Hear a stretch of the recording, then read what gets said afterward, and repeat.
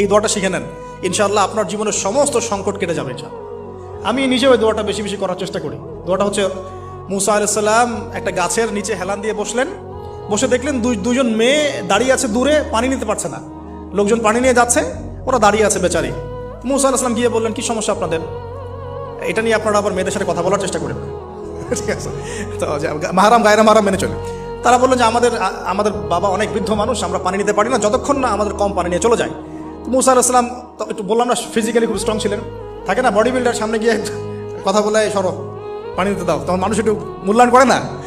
তো মুসা আলাইহিস সালাম এভাবে পানি নিয়ে দিলেন এবং বাছুরদেরকে পানি পান করালেন, করিয়ে গাছের নিচে এসে বসে আছেন। বসে বসে তিনি দোয়া করছেন, এই যে দোয়াটা তিনি দোয়া করছেন, রব্বি, একটা নেক কাজ করলেন না, মানুষের উপকার করলেন, নেক কাজ করে এসে গাছের নিচে বসে দোয়া করছেন, আল্লাহ এখানে তো আমার খাবার পানি বাসস্থান কিছুই নাই, আমি কি করব? রব্বি ইন্নী লিমা আনজালতা ইলাইয়া মিন খায়রিন ফাকির, রব্বি ইন্নী লিমা আনজালতা ইলাইয়া মিন খায়রিন ফাকির। আবার বলেন, রব্বি ইন্নী লিমা আনজালতা ইলাইয়া মিন খায়রিন ফাকির। অর্থ হচ্ছে, হে আল্লাহ, তুমি তোমার পক্ষ থেকে আমার উপরে যে নেয়ামতগুলো দিবে, আমি এর জন্য ফকির হয়ে বসে আছি। আল্লাহ অর্থ বুঝে পড়বেন ভাই, নামাজ রোজা হজ জাকাত যাই করেন আল্লাহর ওয়াস্তে অর্থ বুঝে পড়বেন।